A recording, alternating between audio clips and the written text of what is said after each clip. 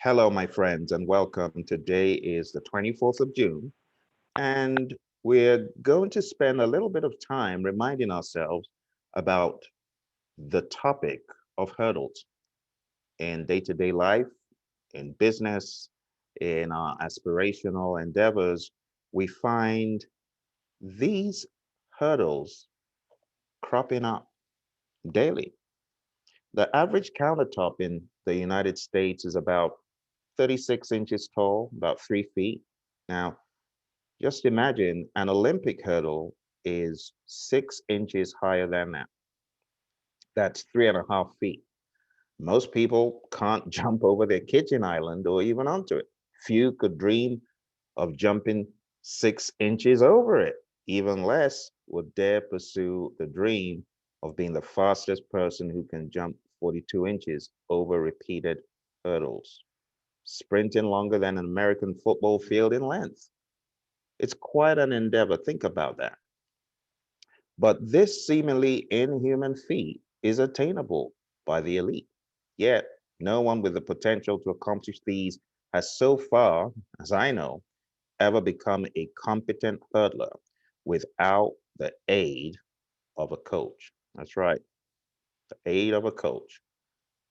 When you have a coach, someone who can prop you, direct you, and help you to focus in the right direction, you've got just what you need to do what you didn't think was possible. We're going to watch a short video about hurdles, and it will underscore the importance of coaching as part of our journey. Let's watch.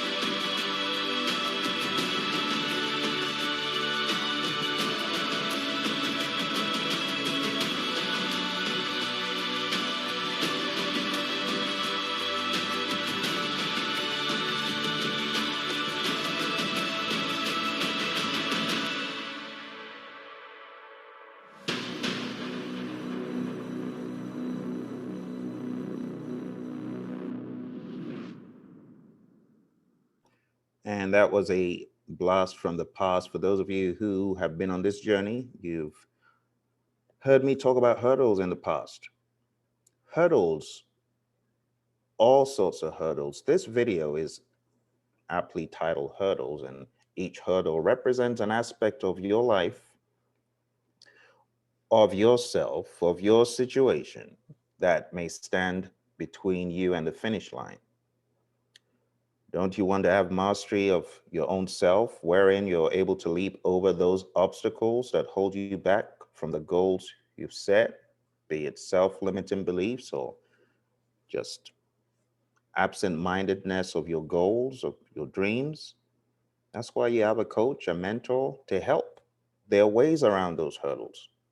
You can walk off the track, go around, avoid dealing with fears, past failures, or self-limiting beliefs. You can even get to the end of the track where the sign says finish, but you and I both know that in a race, you'd be disqualified. There'd be no reward, no accolade, no honor at the end of the line. This is life. Hurdles are just that, part of life. When you skirt the rules, when you deny certain laws of the universe that demand that you must conquer your hurdles to earn the prize, you fail to achieve the goals you set for yourself. I like this quote by Vince Lombardi. It is time for us to stand and cheer for the doer, the achiever, the one who recognizes the challenges and does something about it. The great Les Brown, he says, shoot for the moon. Even if you miss, you'll land among the stars.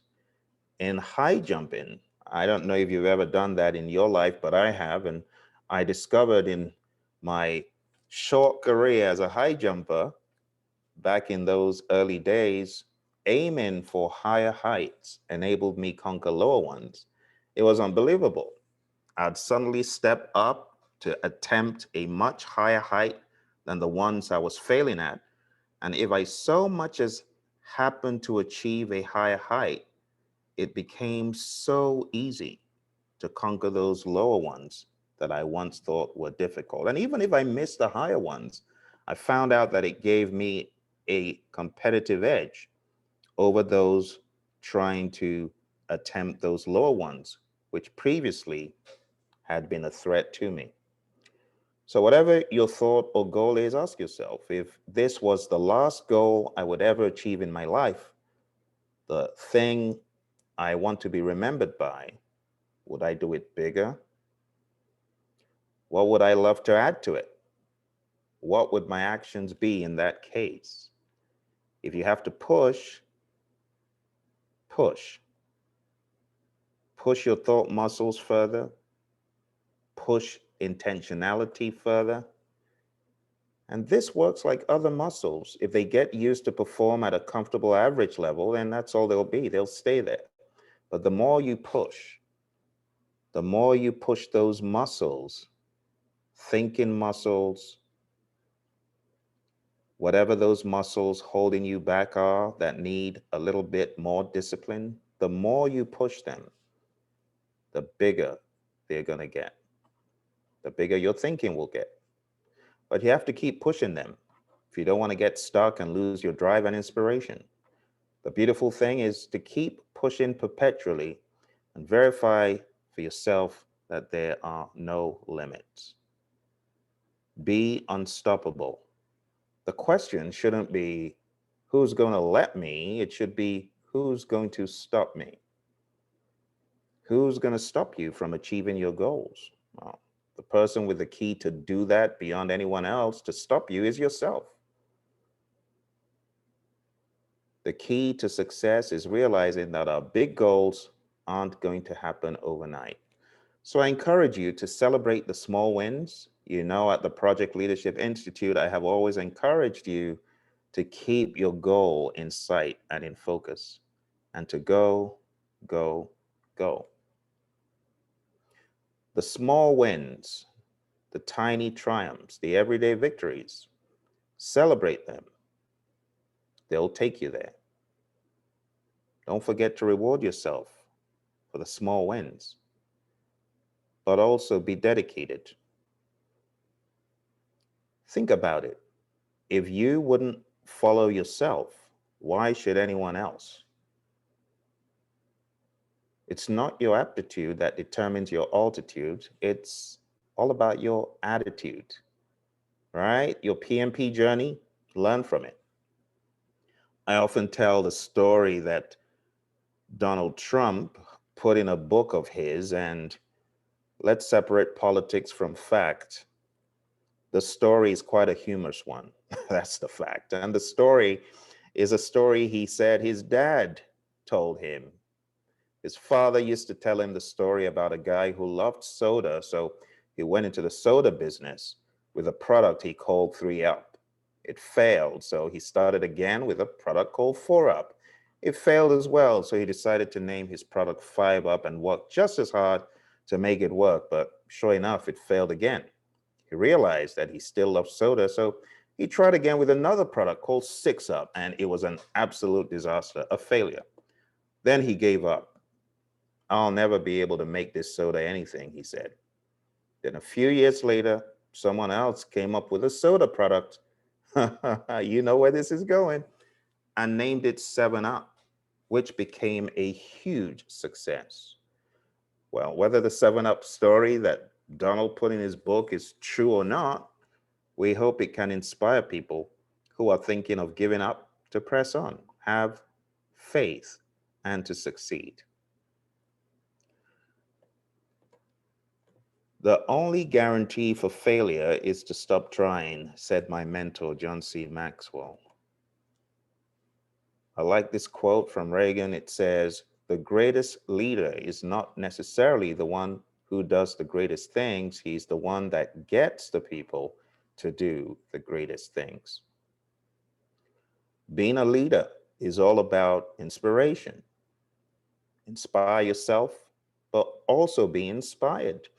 I want to encourage you to tap in to the wealth of knowledge and inspiration that you have in the Project Leadership Institute. If you're ever stuck, no matter what the time of the day or week is, you know you have a framework that can help you. That's the whole idea. Don't wait until the next meeting before you ask for help, or before you share ideas, or before you share the hurdles immediate in front of you that may be holding you back. I challenge you, if you're ever stuck, try the system.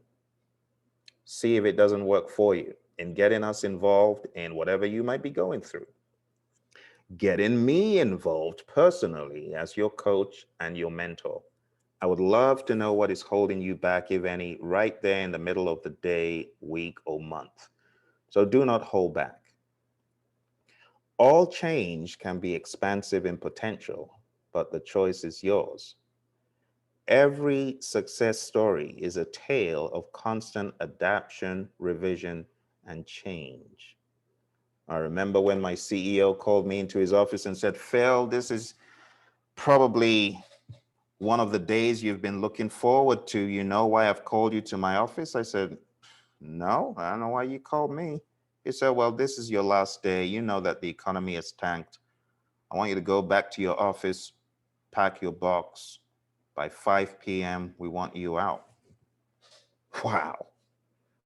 Talk about harsh realities of the 2008, 2009 economic collapse. And it was very, very difficult. It was horrible. Not only did I have a newborn at the time, but I was just beginning to set into the job. And I actually thought perhaps there was a new position, even amidst all the economic hardship. But that was it. That was it. And I had to pack my things and pack my bags, and that was it. All in the space of 2 hours of a heads up. And that was one of the most difficult experiences in my life. Now, that unpleasant experience was a hurdle, but it wasn't just a hurdle. It was a blessing in disguise because it stretched me. It stretched my muscles, my thinking muscles, my aptitude, my abilities, because it was that unpleasant as it seemed experience that pushed me to the next level to take a step. I had been on the sidelines thinking, I need that safety net, that cushion. I can't step out and do what I would really love to do. On the ledge, I will stay as a project manager, program manager, whatever it is in this firm. But the moment that pushed me out, I had to grow my wings on the way down. And that is what got me to where I am today. So I want to encourage you that every success story is a tale of constant adaptation, revision, and change. I had to change. It was hard, but the results, amazing. I would not have been able to influence and help and encourage the people that I did had I stayed in the corner office, in the cushy office, just enjoying my job right there in Mesa, Arizona. So I'm very, very grateful for the time that pushed me out of my comfort zone. Slow and steady wins the race, they say. And there are 7 steps to overcoming your hurdles. In my mind, I see these as: 1, you got to be a high achiever. Remember, the higher you aim, the more the muscle gain. You're going to get to the point where you look at the lower hurdles, you're like, why was this even a problem? Secondly, you got to be unstoppable. Do not stay or stand in your own way. Thirdly, remember to reward yourself. Reward yourself for the small wins. That will inspire you for bigger wins. Be dedicated. I often say dogged, rugged, and tough. You are going to fall and have bruises, but you got to stay at it. Dedication will get you there. You got to be a great leader of yourself. Leadership is all about influence. Can you influence yourself? That's the question. Influence yourself, inspire yourself, and go, go, go. Go big or go bigger. Lead yourself to success. Be expansive. Whatever your thoughts, whatever your goal, remember to ask yourself the question: if this was the last thing I was to do, would I do it bigger? What would I add to it? What would my actions be in that case? You have to push your muscles further. You have to be expansive. That's where growth comes from. Last but not least, you've heard slow and steady wins the race. You got to be steady. And that's consistency. That's showing up for your success even when it seems hard, even when it seems that all your energy is gone, even when it seems like life has tossed you all across the ship. You still stay steady. I like a quote from a mentor, John Maxwell. He says, achieving a dream is more than just what you can accomplish.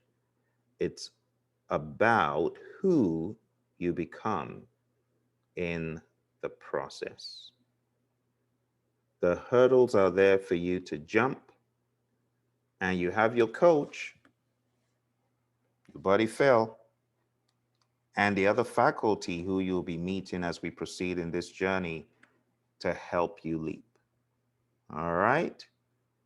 So thank you very much for joining me today. It's just a reminder. We've talked about hurdles before, but I thought we needed a good reminder about this. They'll come. The hurdles are going to be there, but we can overcome the hurdles.